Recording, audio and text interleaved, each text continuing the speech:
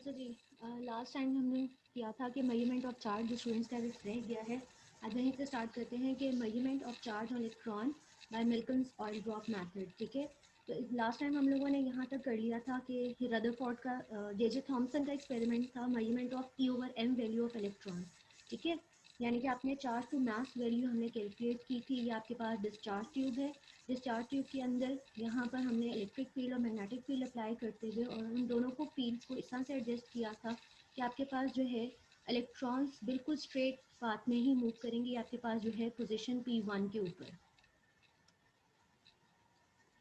ठीक है, आपने जब इलेक्ट्रिक और मैग्नेटिक फील्ड को इस तरह से एडजस्ट करना है कि आपके पास जो इलेक्ट्रॉन की मूवमेंट है वो बिल्कुल स्ट्रेट ही आपको पॉइंट P1 पे मिलती है। अदरवाइज क्या होगा कि अगर आप मैग्नेटिक फील्ड अप्लाई करते हैं तो ये जो इलेक्ट्रॉन्स की पाथ है वो डेविएट हो जाता है और ये डिफ्लेक्ट हो जाते हैं आपके पास ये पॉइंट 3 के ऊपर। अगर आप इलेक्ट्रिक फील्ड अप्लाई करते हैं तो वो तब भी डेविएट हो जाते हैं और उनकी डिफ्लेक्शन होती है P22। ठीक है, लेकिन आप जब दोनों इलेक्ट्रिक और मैग्नेटिक फील्ड को साइमल्टेनियसली अप्लाई करते हैं कि वो एक दूसरे के इफेक्ट को कैंसिल करते हुए बिल्कुल स्ट्रेट लाइन में मूव करेंगे और P1। ठीक है, उस टाइम पे जे थॉमसन ने कैलकुलेट किया था इन दोनों फील्ड की स्ट्रेंथ को एडजस्ट करते हुए कि इलेक्ट्रॉन की जो है charge to mass value calculate की थी। ठीक है, चार्ज टू मास वैल्यू उनकी थी 1.7588 मल्टीप्लाई बाई 10⁻11 कूलम्स पर केजी।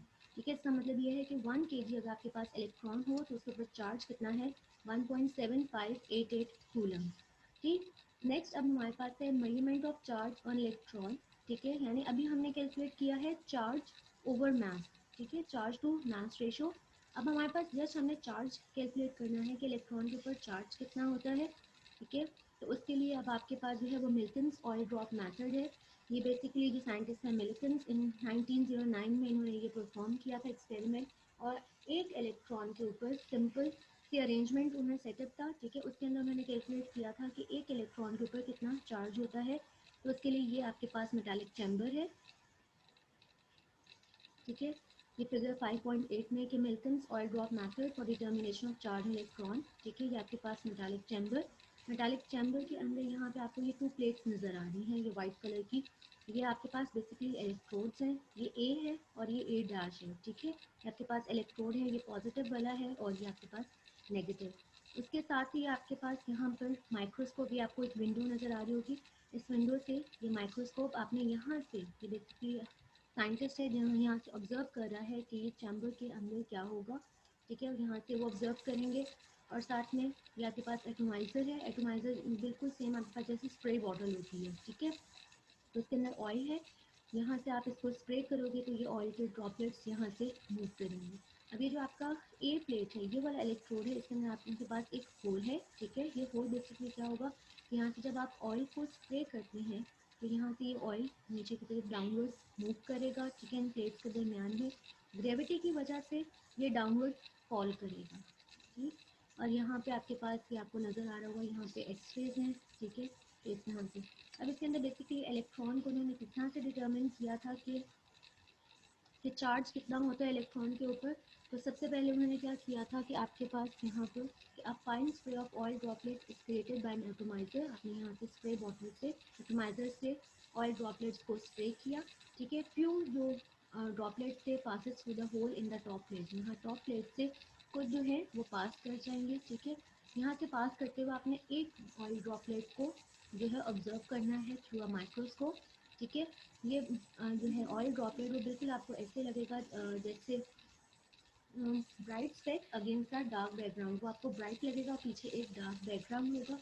ठीक है, ग्रेविटी की वजह से वो ऑयल ड्रॉपलेट जो है वो डाउनवर्ड मूव करेगा। ठीक, जब वो डाउनवर्ड मूव कर रहा है तो उस टाइम जो उसकी वेलोसिटी होगी वो हमने कैलकुलेट करनी है। तो वेलोसिटी उसको हम देंगे V1। V1 जो है वो डायरेक्टली प्रोपोर्शन है वेट के। ठीक है, उस जो ड्रॉपलेट का जो भी वेट होगा उसके अकॉर्डिंगली उसकी वेलोसिटी, अगर उसका वेट ज़्यादा होगा तो उसकी वेलोसिटी ज़्यादा है। अगर वेलोसिटी कम, उसका वेट कम होगा, लाइटर होगा, तो उसकी वेलोसिटी भी कम होगी। ठीक है, तो वेट की जगह यहाँ पर लिखा हुआ है क्योंकि वेट जो है मास मल्टीप्लाई बाय ग्रेविटी के इक्वल है, तो यहाँ पे वेट की जगह mg है। ये मास है, मास ऑफ इलेक्ट्रॉन, और ये ग्रेविटी। ठीक है, ये V1 वेलोसिटी 1 है। जब यहाँ पे अभी हमने कोई इलेक्ट्रिक फील्ड कुछ भी अप्लाई नहीं किया हुआ, जस्ट हमने यहाँ से स्प्रे किया है और ये ऑयल ड्रॉपलेट्स डाउनवर्ड मूव कर रहे हैं ड्यू टू ग्रेविटी। उस टाइम पे उसके हमने वेलोसिटी नोट की है, तो आपके पास है v1 डायरेक्टली प्रोपोर्शन है mg के।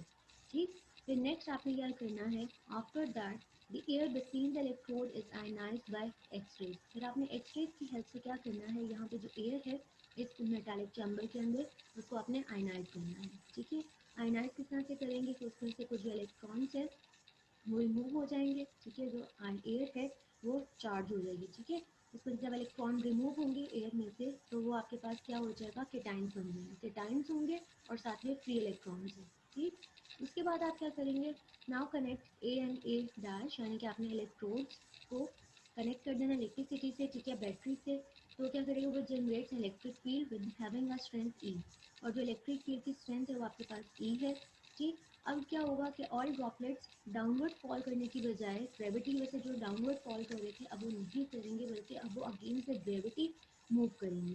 रीज़न ये है अगेंस्ट द ग्रेविटी क्यों मूव कर रहे हैं, क्योंकि अब वो चार्ज पार्टिकल्स हैं। ठीक है, the droplets move upward against the action of gravity with the velocity v2। ठीक है, तो अब ये अगेंस्ट ग्रेविटी मूव करेंगे। ठीक है, अपवर्ड मूव करते हुए ये आपके पास v2 डायरेक्टली प्रोपोर्शन है कैपिटल ई। कैपिटल ई था हमारे पास इलेक्ट्रिक फील्ड की स्ट्रेंथ है। ठीक है, स्मॉल ई ये चार्ज हो गया, माइनस एम जी यानी कि ये वेट मास और ग्रेविटी। तो ये आपके पास सेकेंड है, सेकेंड वेलोसिटी आ गई। फर्स्ट वेलोसिटी थी जब हमने कोई इलेक्ट्रिक फील्ड कुछ भी नहीं था, जस्ट हमने एटोमाइजर से स्प्रे किया है और ये डाउनवर्ड फॉल कर रहे हैं। ठीक है, ड्यू टू ग्रेविटी, ये फर्स्ट वेलोसिटी थी। अब सेकेंड वेलोसिटी किसके प्रेजेंस में है, जब आपने इलेक्ट्रिक फील्ड अप्लाई कर रहे हैं उसके प्रेजेंस में ये मूव करेंगे।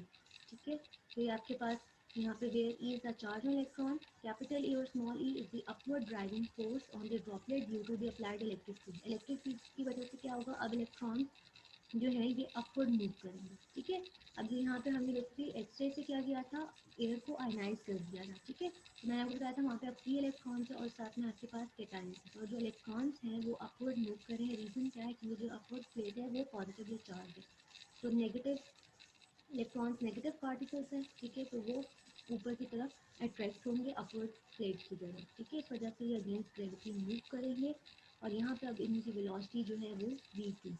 फिर ये आपके पास फर्स्ट इक्वेशन थी v1 की और ये v2 की, इन दोनों इक्वेशंस को आप डिवाइड करेंगे तो v1 over v2 is equal to mg, और डिवाइड ये v1 का हो गया, v2 किसके इक्वल था, कैपिटल E माइनस mg के। ठीक है, तो ये इन दोनों वेलोसिटीज़ को हम कंपेयर करेंगे। वेलोसिटीज़ हम कहाँ से ऑब्जर्व कर रहे हैं, with the help of microscope. हमने यहाँ से इस माइक्रोस्कोप से इधर से v1 और v2 को हमने ऑब्जर्व किया है।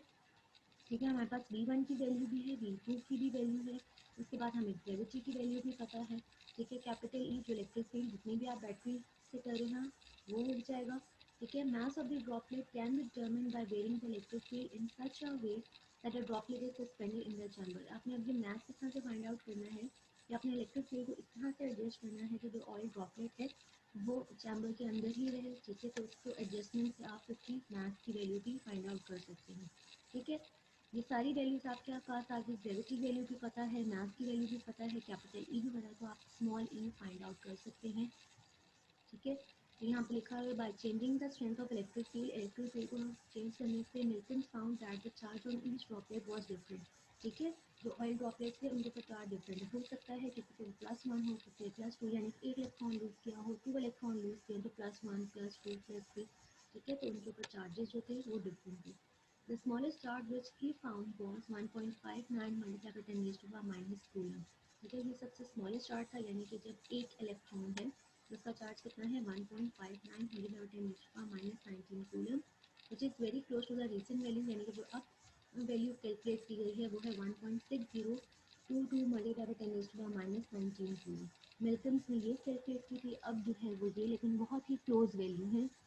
The smallest charge on any droplet is the charge of electron। उन्होंने कहा जो ये स्मॉलेस्ट चार्ज है बेसिकली ये 1 इलेक्ट्रॉन का चार्ज है, कि 1 इलेक्ट्रॉन के ऊपर कितना चार्ज होता है।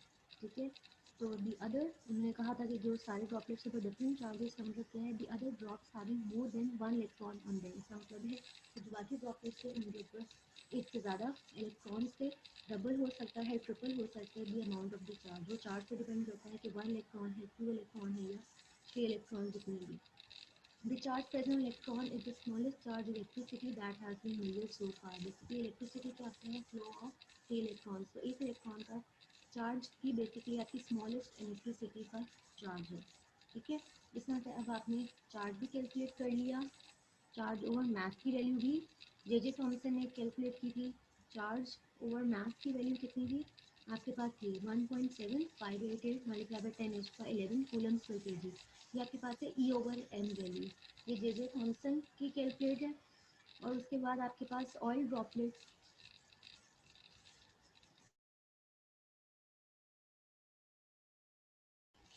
आपके पास अब यहाँ पे इलेक्ट्रॉन के ऊपर जो चार्ज की वैल्यू है वो कैलकुलेट हुई है.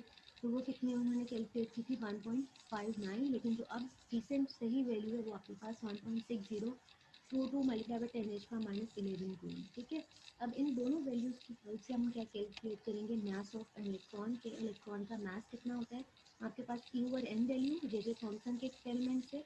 ठीक है, चार्ज के ऊपर क्या वैल्यू होती है ये आपके पास मिल्टन्स और ड्रॉपलेट मेथड से.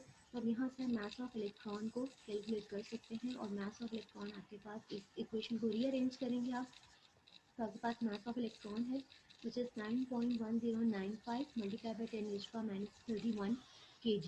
ठीक है, तो ये आपके पास मास ऑफ इलेक्ट्रॉन. इस तरह से आपके पास चार्ज ओवर मास भी आ गया, चार्ज ऑफ इलेक्ट्रॉन भी और मास ऑफ इलेक्ट्रॉन भी यहाँ तक. इसके बाद नेक्स्ट हमारे पास आ जाता है कुछ ये प्रॉपर्टीज़ हैं, प्रॉपर्टीज़ ऑफ फंडामेंटल पार्टिकल्स. ठीक है, फंडामेंटल पार्टिकल्स जो कि बेसिकली आपके इलेक्ट्रॉन न्यूट्रॉन प्रोटॉन है उनकी वैल्यूज हैं, प्रॉपर्टीज हैं, उनके चार्ज कितना होता है. फिर रिलेटिव चार्ज में बेसिकली ये चार्ज कूलम्स अगर आप देखो बहुत स्मॉल वैल्यू है मल्टीप्लाई बाय 10⁻19. तो फिर से इसको रिलेटिव चार्ज एक दूसरे से रिलेट करते हुए तो ये अब आपके पास +1 0 और ये -1. उसके बाद यहाँ पे उनका मैथ है केजी में. ये भी बहुत स्मॉल वैल्यू है 10⁻27 में. लेकिन जब आप मैथ ए एम यू ये भी बेसिकली क्या इसका रिलेटिव मैथ है. ठीक है, तो ये वैल्यू आपके पास 1.0073 प्रोटॉन के लिए, न्यूट्रॉन के लिए 1.0087 और इलेक्ट्रॉन की 5.4858 मल्टीप्लाई 10⁻⁴. अभी भी ये बहुत स्मॉल वैल्यू है इलेक्ट्रॉन की.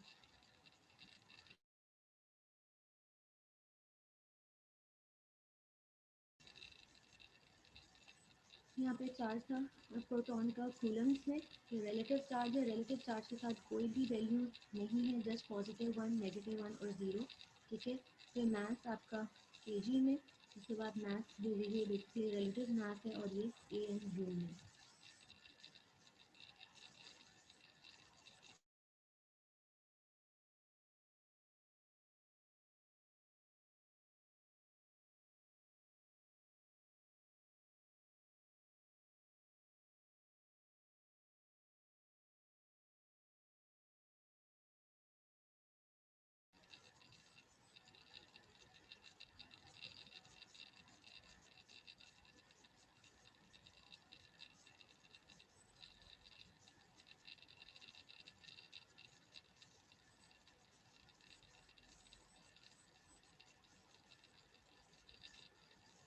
अब आप लोगों का कोई क्वेश्चन हो आज के लेक्चर में से तो आप पूछ सकते हैं, कोई चीज़ ना समझ आई है.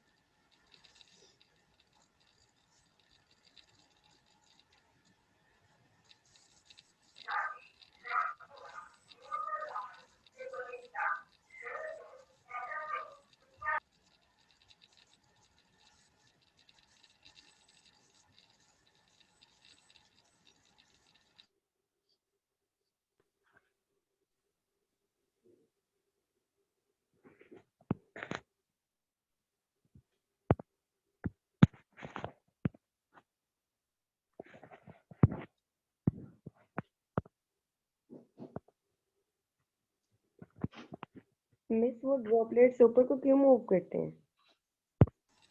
अच्छा जी, ड्रॉपलेट इसलिए अपवर्ड मूव कर रहे हैं क्योंकि वो अब चार्ज हो गए थे। एक्सरे हम लोग इसलिए यूज़ कर रहे हैं ताकि उन्होंने उन जो है ड्रॉपलेट्स को चार्ज कर दिया है। ठीक है, यहाँ पे मेंशन है after that the air between the electrode is ionized by X-rays. ठीक है, अब वो आयनाइज हो चुके हैं। जो इलेक्ट्रॉन्स हैं बेसिकली वो अपवर्ड मूव करेंगे क्योंकि इलेक्ट्रॉन पे नेगेटिव चार्ज है, और ये जो आपके पास अपवर्ड इलेक्ट्रॉन ये वाला इलेक्ट्रोड है ए, ये पॉजिटिवली चार्ज है। ठीक है, इस वजह से जो इलेक्ट्रॉन्स हैं वो अट्रैक्ट होंगे और वो अपवर्ड मूव करेंगे।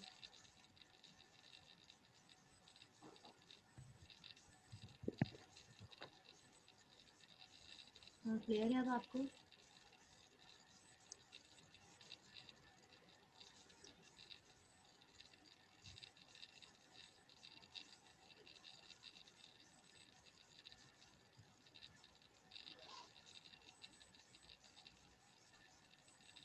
मैम ये मास ऑफ इलेक्ट्रॉन के बारे में बता दे एक बार दोबारा।